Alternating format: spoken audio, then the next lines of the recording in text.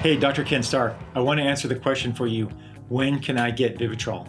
This is important, and I'm talking about for opiate dependence, not alcohol use disorder, which is a different topic altogether. You can only get Vivitrol when you are fully detoxed off of opiates, okay?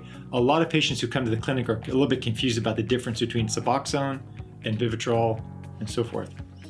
If you are on an opiate, whether it's a pain pill or heroin or fentanyl or methadone or Suboxone or buprenorphine, if you have that in your system, you take Vivitrol or Naltrexone, that binds that receptor.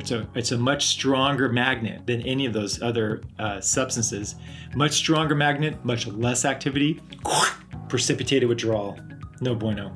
Super sick, right? If you're on Vivitrol or you're on Naltrexone, you're stable on it, and then you use opiates, then it's a blunted response. Now, obviously it depends on the dose, but in generally those receptors are occupied and there's a cover over them. So if you use opiates, then it's blunted and you have less effect. Sometimes even no effect. So the manufacturer's recommendations, 7 to 10 days. Lots of drug and alcohol doctors will do it shorter than that, but the patients have to know that they're at risk for precipitated withdrawal. If you're considering this, you might want to do a test dose of a small amount of naltrexone first, but it's enough that when you stop using opiates on your own, you have a natural, slow kind of off-gassing of opiates out of your system. That's why withdrawal is days and days and days. If you were to take Vivitrol too early or naltrexone too early, it's just super sick right away, precipitated withdrawal. That's what you want to avoid. All right, so the question is, when can I get Vivitrol? Wait as long as you can. Wait as long as you can.